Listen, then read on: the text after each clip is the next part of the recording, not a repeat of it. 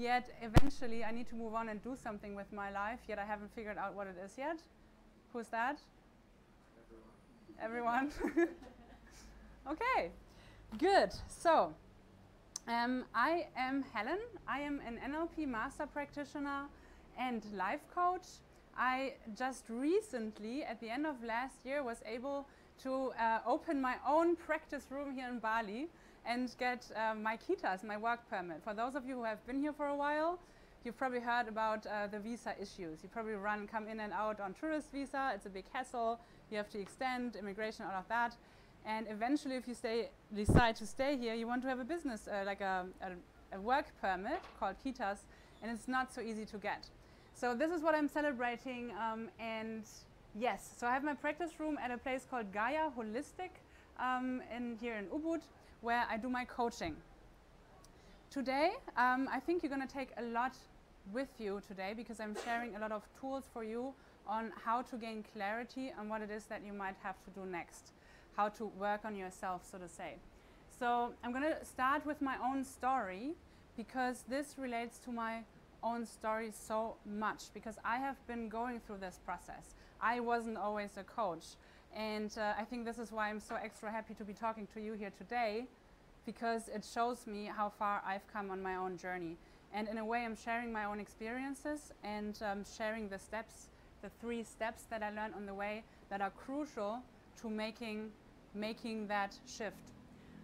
And then in the end, which I always or often call step 4, the last bit is about the common mistakes. So once you think, oh, I figured it all out, I have total clarity, I have a plan, and then something happens that we'll talk about in the end, the most common mistakes and how to deal with them. All right, so I wasn't always a coach. I was once a student of international studies and diplomacy in London, right? Can you find me in the picture? Too far away. Too far away? Yeah, you can't see it very well. I'm the one with the light suit here. So this is my master's class. We went on a trip to the UN headquarters in Geneva. Big fun. I was up to something. I felt cool. I felt empowered. I felt like I was doing something to change the world. And how did I get there, right? So far, cool story, yes? Okay, I got there, and this is also cool, because in 2008, I moved to Syria. I had finished my bachelor's degree in Germany, and I felt like I wanted to learn Arabic, because I felt before I entered the workforce, I had done my major in journalism and communications. Before I enter the workforce, I want to actually learn Arabic and learn about the Arab world and Arab culture for personal reasons. So I ended up going to Damascus, and almost by accident ended up working with Syrian refugee students with the UN there. And it was amazing, and it was a life-changing experience in the sense that I, for the first time in my life, experienced how people, other than me, like all of us here in the room, almost all of us here in the room, we grew up in a Western country where everything is more or less safe. Yeah, you have a safe environment, you know what to expect, everything is okay. So now you go to a place where you work with people where not everything is okay, where their daily lives are actually very much affected by regional politics. And up to this point, I hadn't been too interested in politics. However, at that stage, I was like, oh my God, this affects people in their everyday livelihood. And this is what inspired me to say, all right, I want to do something about this. I want to get involved, and I want to be part of this cause, and I want to make a change. Yes? In the humanitarian sector. And this is what eventually led me to study international studies and diplomacy. All right. Now, reality, after I finished my degree, looked a little bit different to what I had envisioned. Who knows this kind of scenario? Who has been there? Yes, 2 people, and the rest? You've never sat in an office? Yeah, most of us have, right? And I thought, I'm going to change the world, I'm going to help people, using my hands, right? Being with people. And then I ended up working a lot for free, unpaid internship. I ended up at desk jobs like this one. So I was literally walking in every morning into an office, tied to my desk, writing reports, writing articles, and feeling entirely disconnected from what I had signed up for. So I didn't feel in my element at all. On top of that, office politics, I'm a very free-spirited person. I like to speak my mind. I like to be honest. I like to be real. Yet in these bureaucratic structures, I felt like I simply couldn't, because whenever I did, I would almost say I felt like I was in danger. Because I don't know about who here has been in bureaucratic environments, like political environments before? Or are you all corporate background? All corporate. However, I assume that it isn't very much different. In these environments, because it's all about politics, you have very strict reporting structures. And since I often work in communications departments, because simply I did not have an idea of what else to do with myself or my life, because I didn't really understand myself. And I hadn't learned, let's put it this way, I had been conditioned to go to school, pick like a subject at university, study it, finish it, get your degree, get a job in it, make a career, and die eventually, yeah? Maybe have a family on the way. And I hadn't learned the mindset of thinking out of the box. I hadn't learned to consider even that I could do something else other than what I had studied and spend a lot of money on studying on top of that, right? So I was pretty miserable there, and I felt really disconnected and really drained, and I just felt like I wasn't myself, yet I didn't know what else would be me. Now, 5 years forward, what happened? I look much better. I feel much better. What else? Change your career, I guess. I changed my career. What else? Ivor has always had a, huh? You changed where you live. I changed where I lived for sure, because that picture was taken in Bali. And that picture was my very first picture I put on my own website for my own business. And it took me 3 months to get the courage to put it up. Because, like, I don't know, Ivor, you were there at the time.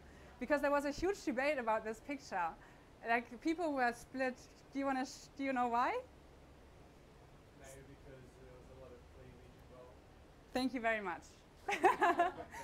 Because when I first came to Bali, after having made the decision to quit and really live according to how I'm naturally wired and what my values are and what's important to me in life, well, then I had to start building a business and start working and doing stuff and that what I really wanted to do.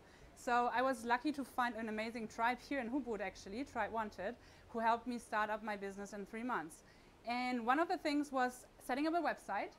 And other people do it in what, 2 hours, strikingly.com? You just kind of template, you fill in your information. It took me, guess how long? 3 months. 3. And one of the reasons was because I wasn't so very clear about my message yet and what I wanted to do out there with my helping people.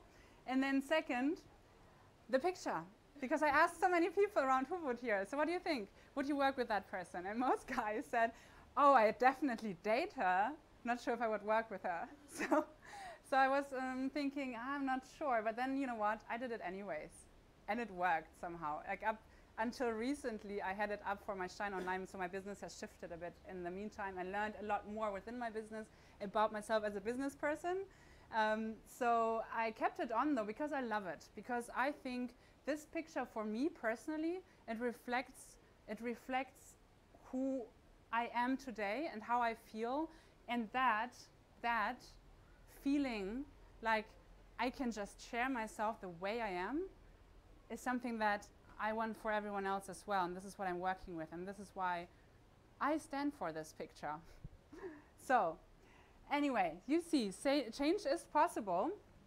And it all starts, let's get into the first step. Okay, what do you think? How does it start? How does change start in general? Mindset.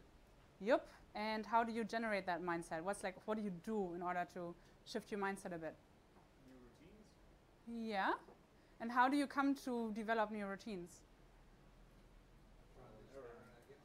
Trial and error. And what happens before trial and error? How do you get the idea that you might try something different? You have to notice your patterns. Yeah, you start by noticing and observing yourself, self-awareness building, and then the whole mindset that comes with it.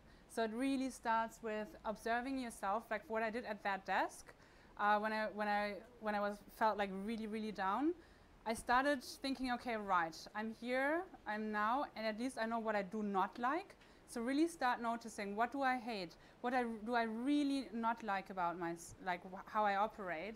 And then start also noticing what do I like? Because I remember I kind of like the social aspects to my work.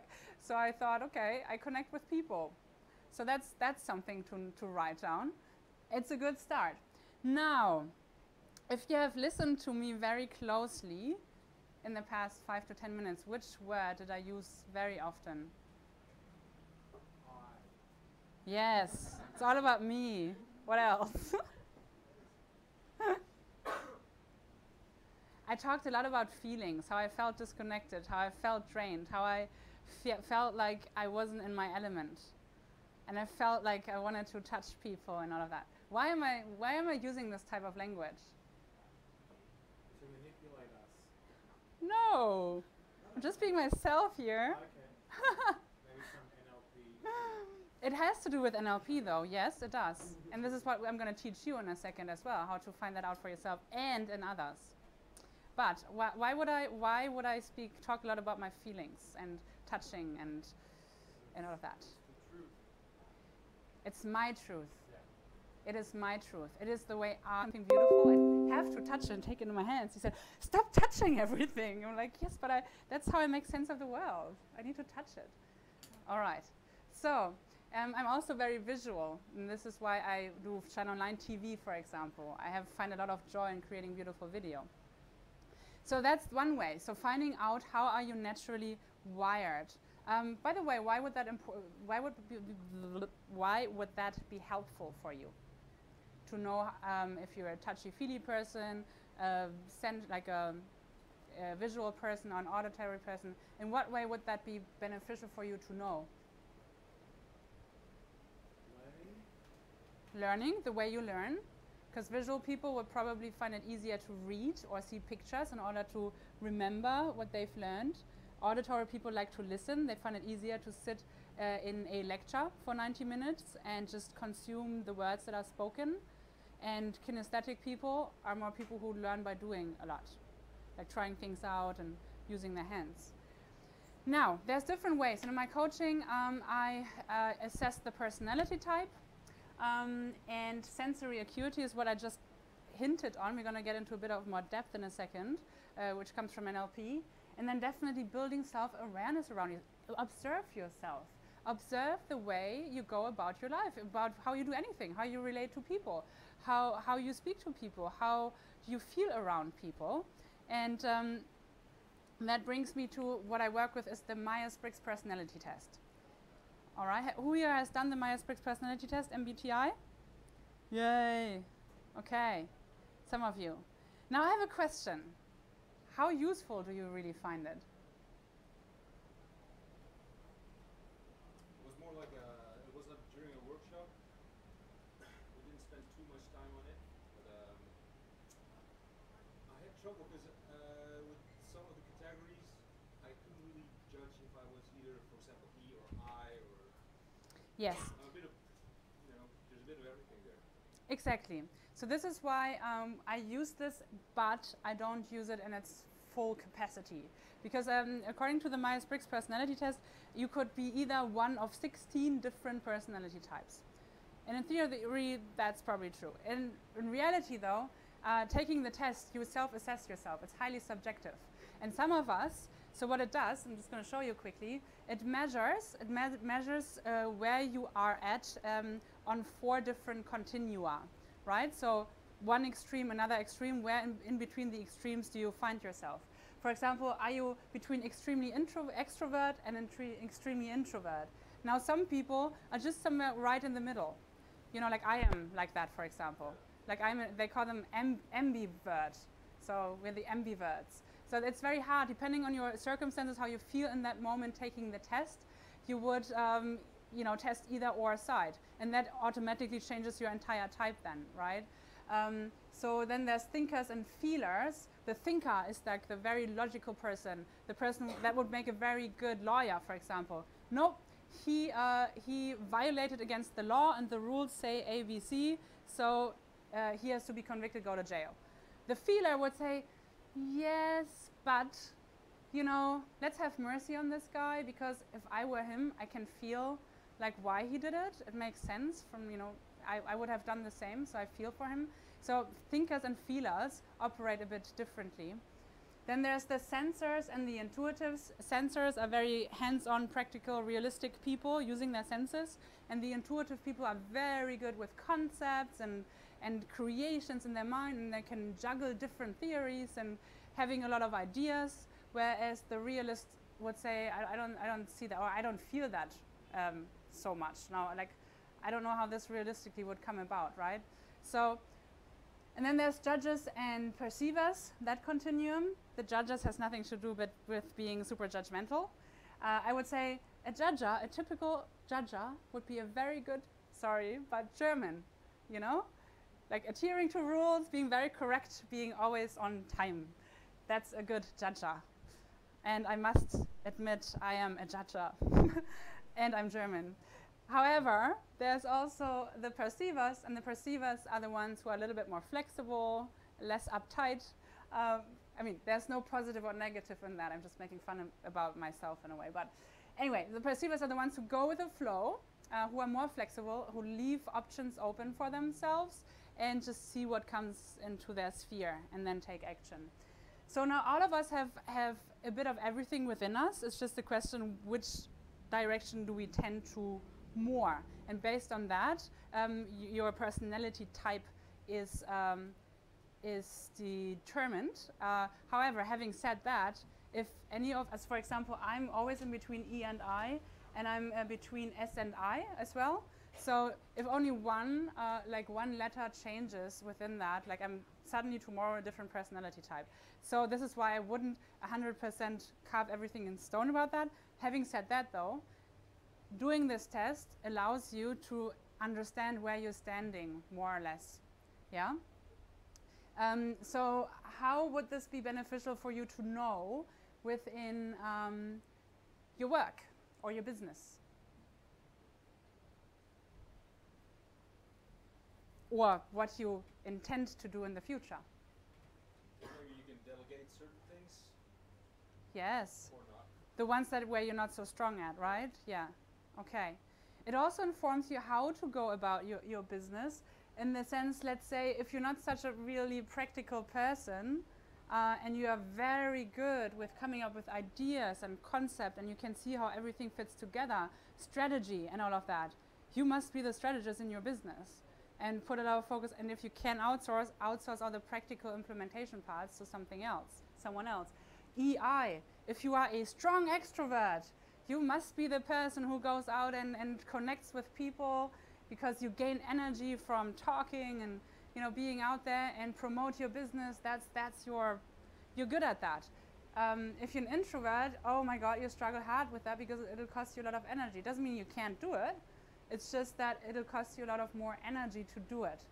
Yeah, so focus on your strengths. Really make most of what you naturally do. And when you think back about your life before, or the jobs you've been in before, where you struggled, where it wasn't so easy, where you simply hated going into work every day, think about how much of it was it because you weren't actually working with your natural wiring, the way you're naturally made, and forced yourself into something that just simply doesn't come easy to you.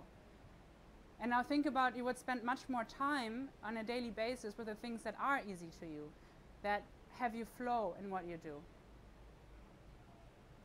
And how much more successful would you be, and how much more fun would you have in that? Do you see what I mean? Sorry, what's your name? My name? Yeah? Timon. Timon. T-I-J-M-E-N. Correct. Have we been in touch before? Have we? I don't know, maybe.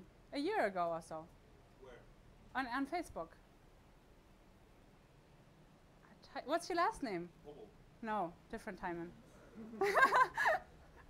Anyway, somebody called Timon wrote to me a year ago from somewhere, coming to Bali, and about this. Okay, anyways. Good you're here, Timon. Timon, we're going to something now where, which relates directly to what you just said. Because if you want to build a business, what I can strongly recommend is something called the Wealth Dynamics Test for your business. I think you have to Google it. I didn't put the, I don't know the web address, but it is something that is really informative because it shows you what business personality you are within your business, where your strengths lie, and where your weaknesses are at. Well, weaknesses is like where you're less fortunately wired. And whom to partner up with in your business in order to make most of your business and really make it work and succeed. So for example, and this is again, seems to be my fate, I'm always like an in-betweenie, right? So I'm for almost equally strong creator and star. So I have both of that in me. So to get good gigs for presenting, let's say. And then 3 steps from there, 1, 2, 3, I would need a lord on my team as well. And a lord is a person that's very good with money systems, because that also is something that doesn't come so easy to me, right? So this is really recommendable to do if you're thinking of building a business. Now we get to something about your senses. Okay, how do you know, or would you like to know how to find out how somebody else is wired? Also how you're wired with yourself, like which natural sense you're using most in your life? Or do you already know? Does anyone know where their strengths lie when it comes to visual, auditory, or kinesthetic? You know? Ian knows? So you okay, auditory. How did you find that out, Ian?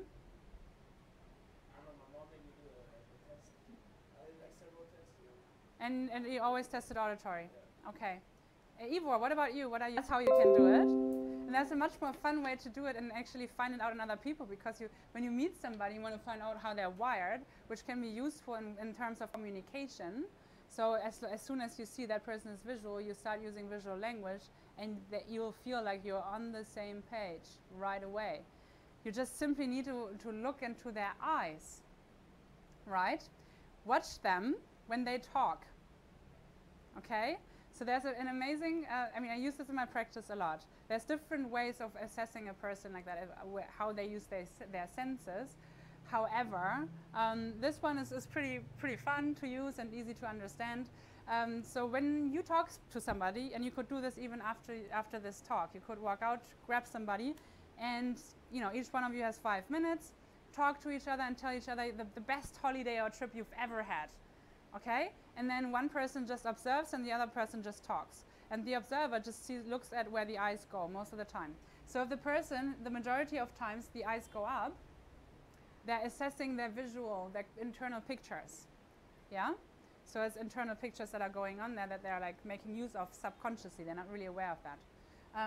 Then auditory goes a lot left-right, where the ears go. So they hear conversations, they hear talk. So they're tuning into that sense, literally tuning into it. And then down, people who look down a lot, like this, or even with their eyes, it's like, I like to think of it as trying to crawl into their body to take the emotions out. So they're looking for their emotions inside because they feel a lot.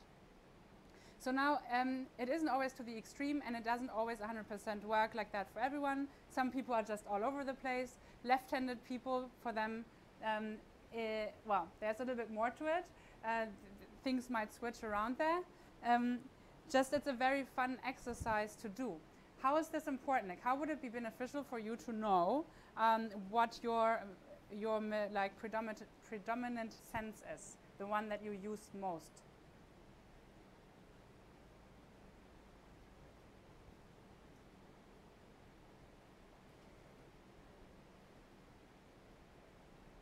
I like silence.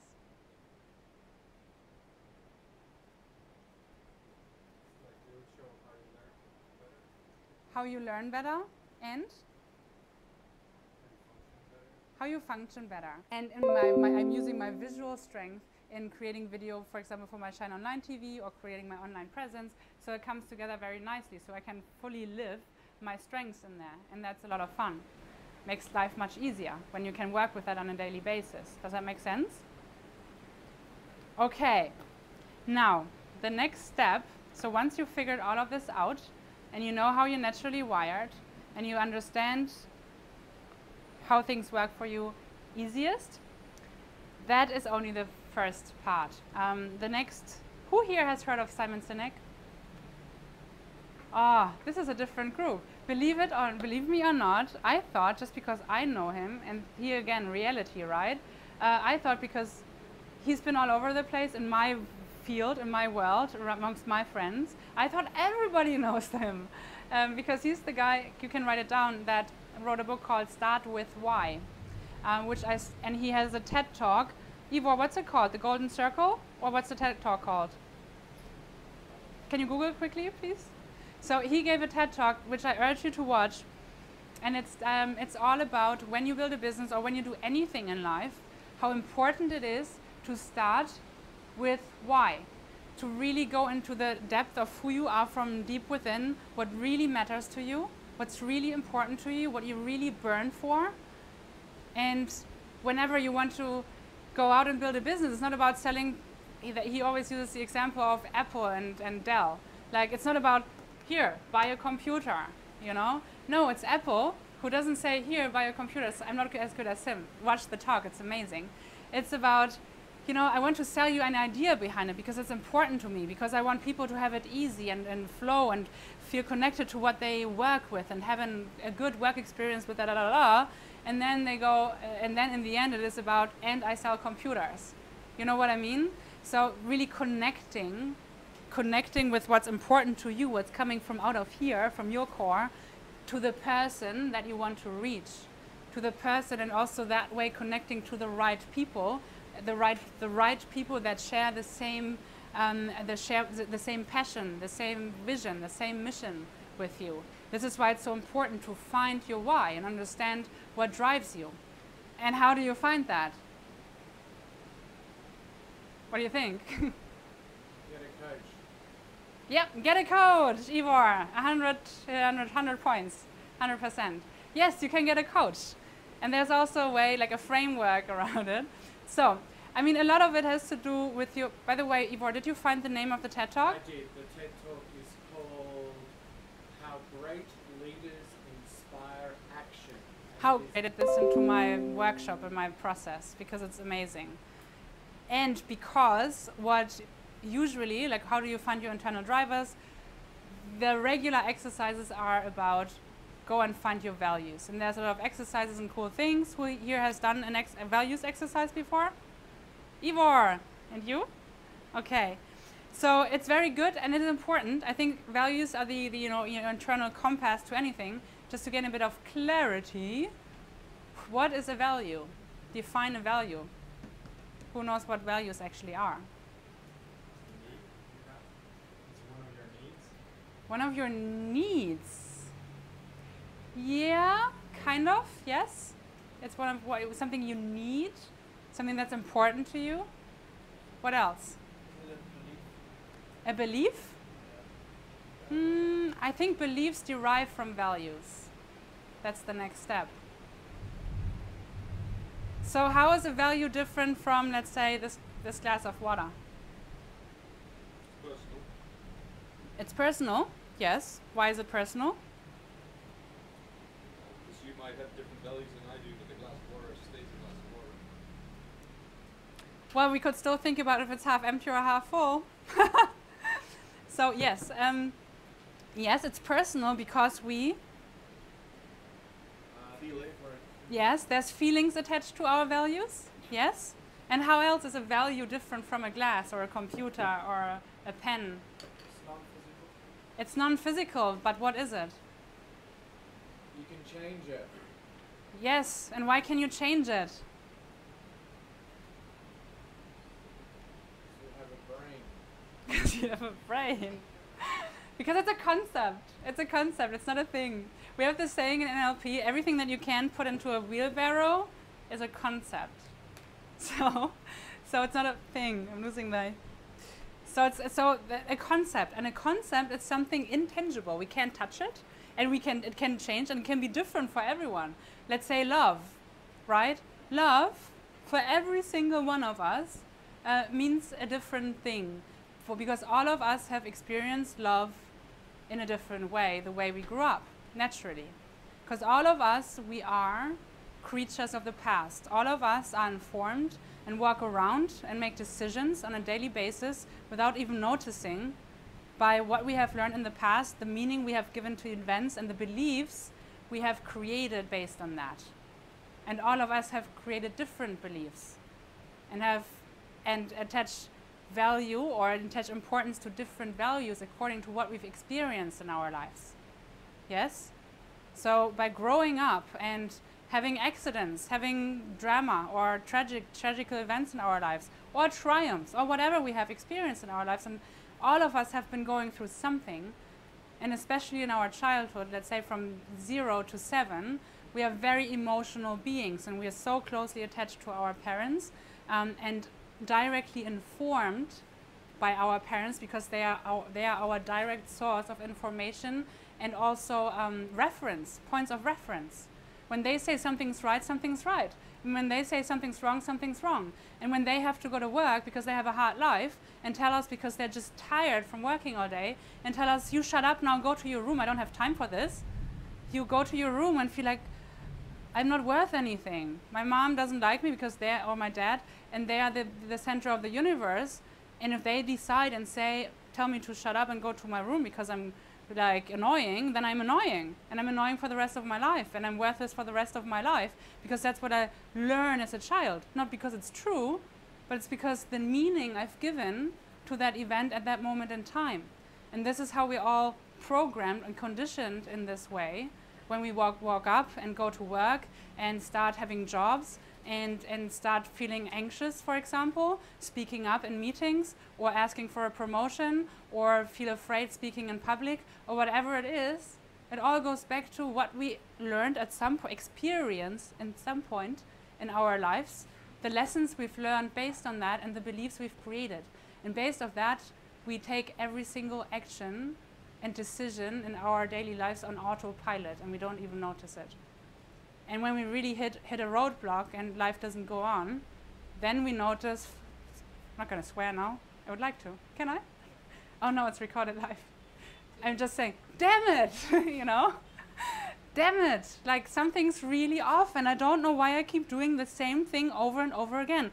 I don't know why I'm not simply stepping up and saying, but I want this and I think you are wrong and I think you are wrong and I'm just speaking my mind right now. And this has been a place where I've been in before. And yes, so your story is very important in finding what really burns inside of you. Yes, what's really important for you to bring out there and to work with, because it's also your driving engine. There's emotion attached to it. Your values and what you suffered through most often as well. Now, to get your own head around this for a little bit, what you can do, and this is like the framework for this process. So yes, you can do values exercises, and I think they're very important. Who here knows their values already? Ivor, what's your values? The 3 critical ones. Intuitiveness. Fine, that's all. Yeah, you said you did a values exercise. Yes, but my values change all the time. Like Mm-hmm. it's not, I think they can do. Right, and sort of depends how you feel in that moment.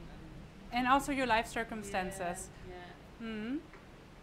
So I'm they not certain what they have at the moment. not so sure about what's happening in the moment. So what happens is like some I think are pretty fixed.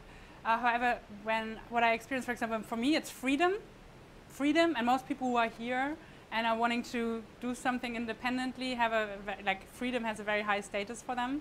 Freedom for me is creativity.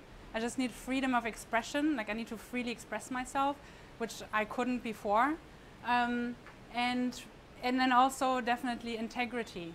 So I cannot be in a position where people tell me I have to lie in order to be allowed to work here. I'm never ever going to do this ever again. And yes, so yeah, here we go. Freedom of expression. That's important to me. However, I've experienced sometimes when people change life circumstances, let's say they start having a family, then security might be higher up in the ranks, because then they feel like I have to provide for my family is becoming more important, and so forth. So this is when values change, when your life circumstances change, that the priority of your values can change as well. So now what you can do for yourself, just as a reflective exercise into finding what has shaped you in your life, what informs you from the inside and what drives you today, really, and informs your daily actions, decisions and behaviors, is really look back over your life and think about the events that have shaped you. Like the really difficult moments in life and phases in life, but also the triumphs. And then look back and think, how did I react in those situations? What were my natural reactions in those situations? Because it tells you a lot about how you naturally operate and respond in certain circumstances. And then you pick a few of these events and incidents, and then you look for the patterns in it. Also, especially when it comes to the more difficult times you've been through, and we all have, you think about, what lessons did I learn from that? Yeah, what lessons did I learn? Because what kind of beliefs did I create as a result of that? And are these lessons helping me in my life right now or not? Which strengths have I gathered by going through these experiences that I can use to my advantage now? You see, you can get a lot out of your history and really observing. It's observing yourself, but backwards in the past. And then most of all, in the end, and why are these lessons very important to me? And why did I pick specifically these events? Why are they important? And then look for the patterns. Obviously, it's a little bit of a piecemeal kind of project if you don't do it in a guided way. So I do this process. It takes about like 3 hours per person to go through the whole story and, you know, draw the patterns and then all of that. I do this in my workshop. But you can do that on your own by just reflecting back. It's very powerful stuff, and I find that my clients find this part of the clarity process almost the most eye-opening, because it brings to their consciousness so much that they hadn't been aware. It's been there all their life, but they hadn't been aware of it before because they didn't look at it this way before. So it shows them a lot of what's actually going on inside, and what's really important to them in life, like where your heart is beating, so to say. Does that make sense? Yeah? So, yeah, so I work with of setting it up and getting the jewelry out and designing it and having it created and, you know, putting all of this together. Now it's there. And now what? I don't like it anymore. I lost the joy, so to say, and I don't know why. I find it like dreading, or not dreading, what's draining to actually do this on a daily basis. It's not, I feel like I don't know where it went off, but I don't feel like I'm aligned to my business anymore. So I led her through the process, and she's come to the most amazing conclusion. You can check her out. I think it's www.nicolepieper.com, because what she also learned is that she's a very strong kinesthetic human person, so she likes to work with people. She figured out that while working with her shop and with people and jewelry, she had already been a coach and not noticing it for a long time. So she had, whenever she does soulful jewelry, very beautiful stuff.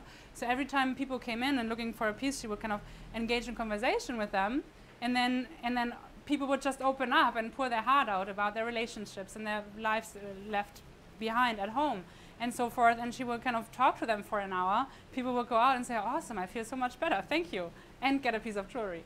So I was like, she just figured, I mean, what really gives me joy is working with people. Step is make a plan. So far, it's pretty simple, isn't it? Straightforward, no rocket science.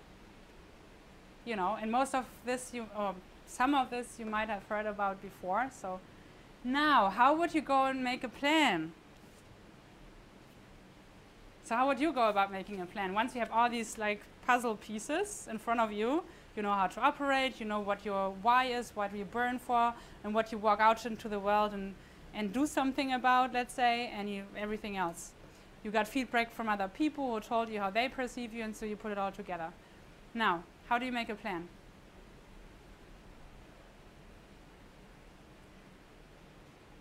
Find templates, maybe? Find templates? That's what I do. It makes sense. It's a logic conclusion, yes. Any other ideas? Because that's what one would normally do, yes. That's like the nearest thought. You would probably, okay, I have all these, all these pieces. Now I have to make sense of them and put them into a structure and come up with a plan. Okay, to make your plan more sustainable and more powerful, that you actually might want to follow through on your plan, there's a little trick you can do. And this is actually, instead of thinking, what do I do now with all these pieces, like putting your head down and looking at all these little things, you actually look up and look ahead into the future. Because now you know how you operate, what's important to you, what you really like to move in this world. I will need you to, coachingers, it would be very good for you to move ahead. Some people like to actually see themselves on their deathbed. Some people find that morbid. Some people like it very much, writing their own eulogy. That works, it's very powerful. However, I tend to use the 20 years from now. So think ahead 20 years from now. Knowing all that you know about yourself right now, or have just found out about yourself, why you're burning internal fire, the way you operate and what's important to you. I want you to imagine 20 years from now, how does your life look like? Whom are you with? What have you created? What have you done with your mission? What have you done with your life's vision? And how has that affected other people around you? Where are you? How does your life look like, right?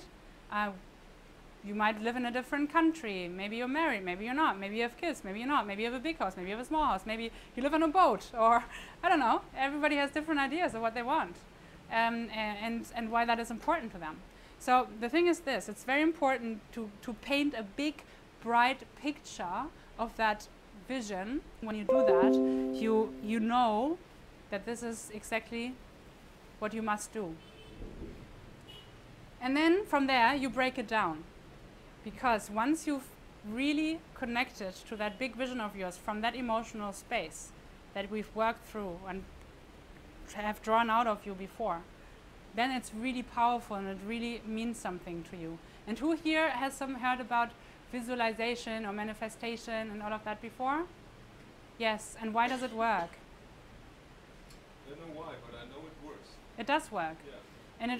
And it works, okay, just to explain for those of you who haven't, so there's this theory that vision boards, who here has not heard about vision boards?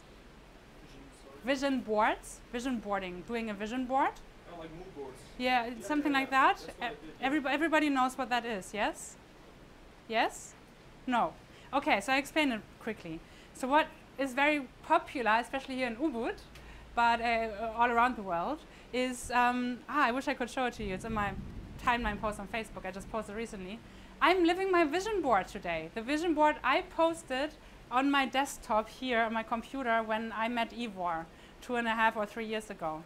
I created a vision board on my desktop. I'm literally living it at this moment in time. So what I did is I collected a lot of pictures that emotionally resonated to me to where and who I wanted to be in the future. So there was a practice room, there's this picture in session, and I saw like my house, the way I wanted to live. I saw like my balance as in my physical exercise. I had a bit of study in there, and everything that I was envisioning for my perfect life in the next few years, I made happen. Wow. It's pretty cool. So by visualizing, constantly visualizing where you want to be, you actually bring it into your sphere. But it works. The reason it works, it only really works when you emotionally connect to it. So this is why this work with the why is so powerful, because it brings in a lot of emotions, not just fleeting emotions like, oh, today I'm feeling good. Oh, today I'm feeling bad. I'm having a bad day. No, it's more like that emotion that you draw out of your story is real. It's been there. Like it's deeply ingrained in you because you've lived through your story and your past. So it's a deeply felt emotion. And once you connect that big vision to that deeply felt emotion that's really burning inside of you, it's very likely that you will do whatever it costs to actually get there, because you just feel it in every cell of your body. So, yes, got carried away. Now, then, you have that vision. You break it down. So, back to the logic part of the brain, yes? So you have that vision, you feel it, it's amazing, and then you go, okay, 20 years from now, think about where do I need to be in 10 years from now in order to reach that 20 years vision? Yeah, so really kind of cut back and think, okay, 10 years from now, I need to have achieved this in order to get to this big vision of mine. And then you break it further down, 5 years, 2 years, 1 year, 6 months, 90 days from now. And what do you think happens when you come to your 90 days? It's very interesting what happens then. Start doing things. Oh yeah, you start doing things, I hope so. Yes, but why? Okay, why do you start doing things? Yeah. You have no time. Wait. Well, you have more clarity, you have an emotional driver, because all of what you've been breaking down is connected to that big why and your internal feeling here. And then also, what else happens? That's really interesting. It's getting confused. Hmm? It's getting more confused, the vision. More confused? Which one, the short-term or the long-term vision? Short. In a way, yes. But why? Yes and no. Because what happens often is you realize how much time you spend on things that aren't really important. So we are all cluttering our lives with so much stuff because we don't know where we're going, or haven't been knowing where we're going and why we're doing stuff all the time. Why we add something to our to-do list and do this for him and this for her, and maybe a little bit of here a post and there another. You know, like we just add so much stuff which we think, yeah, it could be useful, check out another blog and this and that, and learn another tool, read another book, and because it's all directionless in a way. So as soon as we know exactly where we're going and have an emotional driver for it, we also understand where which things we can let go of and what else. Which daily habits we can let go of if we want to get there too, right? Sometimes we have habits that are not so conducive to actually have a vibrant, strong personal development. Maybe once I understand, wow, this is what I can reach and this is where I'm going, but I'm probably not going to make it if I keep my drinking habits, or if I just keep eating unhealthily, because then it's not going to be easy for me to keep my energy levels up and so forth. So actually for me, I started living much healthier after that, because I realized, I have so much that I really want to do. I have no time to be drunk every day and hungover. Just haven't. There's more important stuff for me to do now. And it feels much easier to live that way when you have that purpose, when you have that vision, right? So it becomes much easier to change your habits as well. Another thing that you might notice is that you have much more time than you think. That's another thing I realized. Actually, I have enough time. Because who of you feels like time pressured all the time? I don't have enough time. I don't have enough time. I have so much to do. Like once you have that clarity and it really becomes quite clear what's important, what's not important, and you focus that in, and then also realize, like, okay, if I follow that plan, there's more than enough time for each step. I don't have to do it all at once. I don't have to manage 100 people in my amazing retreat center right now, because that's in 10 years. Right now, I have to focus on what brings me there in 10 years. It's a slow progression. And each step on the way has its own time and its own space. There's enough space for each time of progress, each step of progress. So we don't need to be there because that's for then. Right now, in order to get there, it is important to focus on where we are and what we can contribute the most of to reach that life's vision now. To really focus on the now, because now you understand very clearly what you need to do now in order to get there. Does that make sense? Good. Now, common mistakes. So now let's say you have that vision, you have your plan, you know what to do. What happens next? What's the common mistake? Distraction.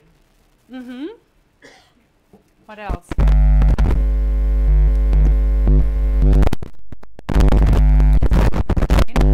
Way you have to circumvene and try something else. Yeah, what else happens?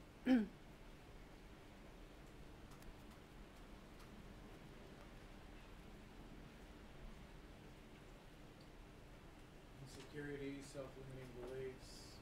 I love you. Thank you. I know Ivor is very good at this. Ivor is, I would characterize as like super smart, managing everything. He used to be very active here at Ubud also. I like that. Like he has always everything under control and knows when to say what. I like it. So yes, insecurities, FUD, fears, uncertainties and doubts, insecurities, the inner critic. Who here knows the inner critic? And what does he say or she? You cannot do it. Or I have a tendency to compare myself with, well, work-wise with the best in my field, and then I think if I'm a photographer and videographer, Mm-hmm. when I see outstanding movies or photos, I think to myself, I better sell my shit and find another profession. Exactly. Sometimes, not all the time, obviously, but I have that sometimes. Yeah. So what else comes up in your mind? What kind of thoughts are happening?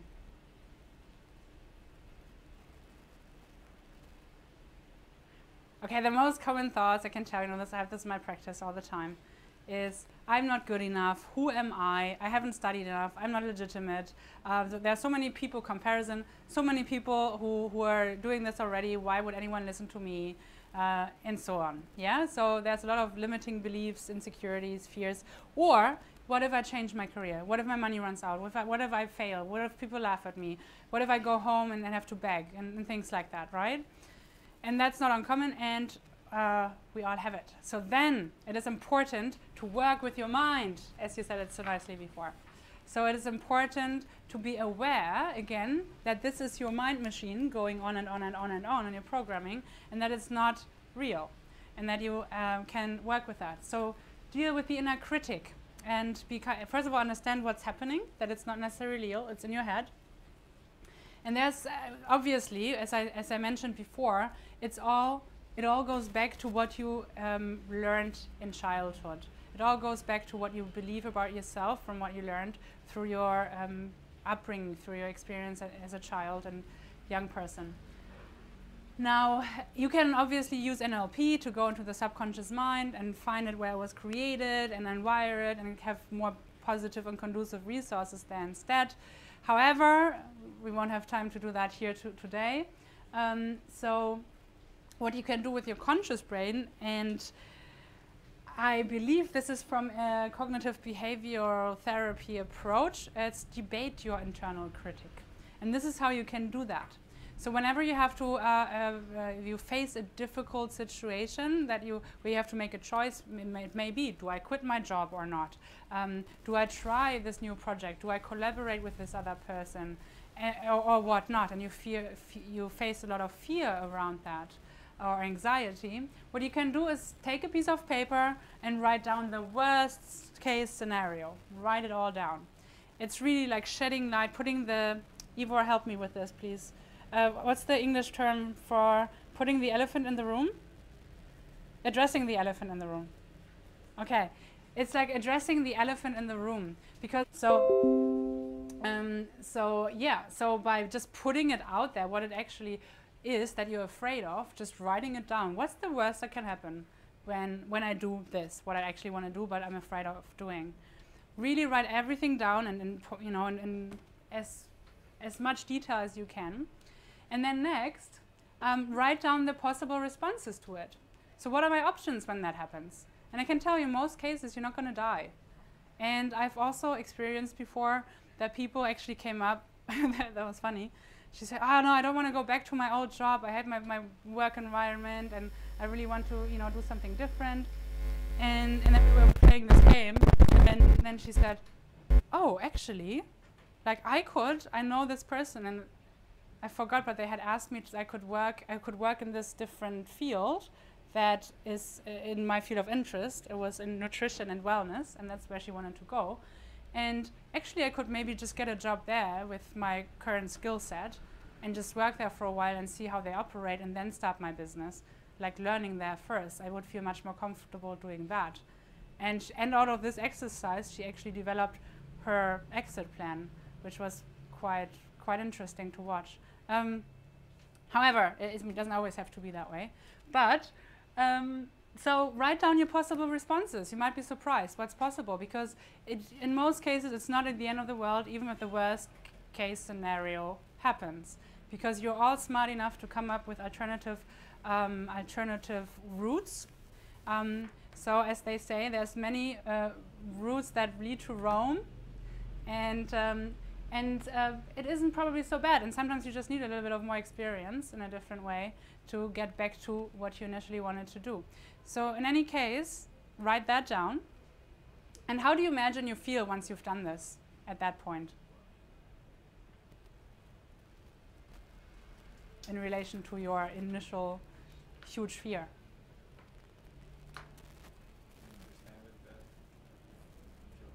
You feel a bit better. You don't feel as terrible anymore, maybe.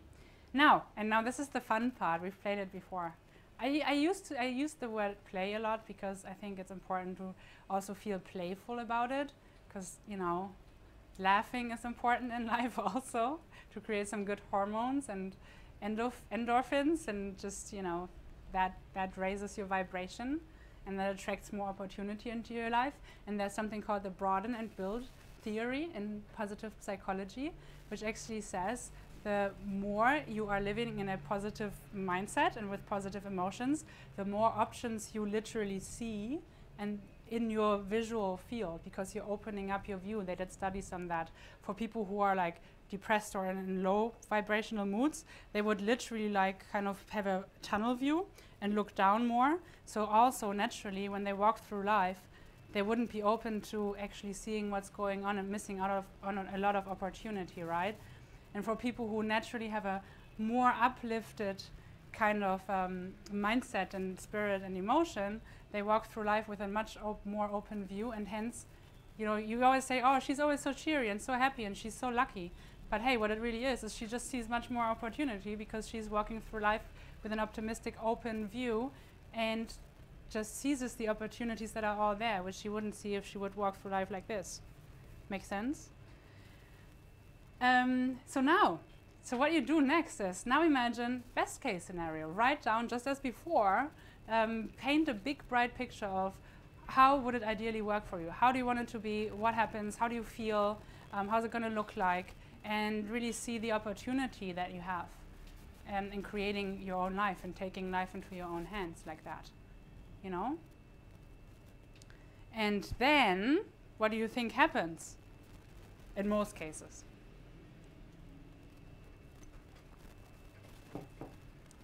How do you feel? Motivated, I would say. More motivated, right? Yeah. So this is like a way to debate your mind, debate with your internal critic, to debate with your internal mind in a way that you stimulate your own emotions in a way that you feel. It's like self-inspiration, self-motivation, and it's really good. I like this exercise, and it brings out a lot. Oops. I keep being amazed from how this works. Once you put the work into it and you work your journey, you gain that awareness and dig that out of you and just bring it to life. And from this desk job, feeling like I couldn't express myself really, feeling drained, and really not in my element and not myself, to having a life coaching practice in Bali today, seriously? Like, I sometimes wonder, is that real? But it is. And it's only real because I could imagine it at some point, because at some point it became clear to me I have to do this. I have to be a coach, and I want my own practice. So I put it on my vision board and I visualized it and did all the steps that I needed to get here. And here we are. Do you have any questions? Oh. Last page, sorry. If you want to be in touch, you can write to me at Helene at shineonlinetv.com. Otherwise, I have a Facebook page.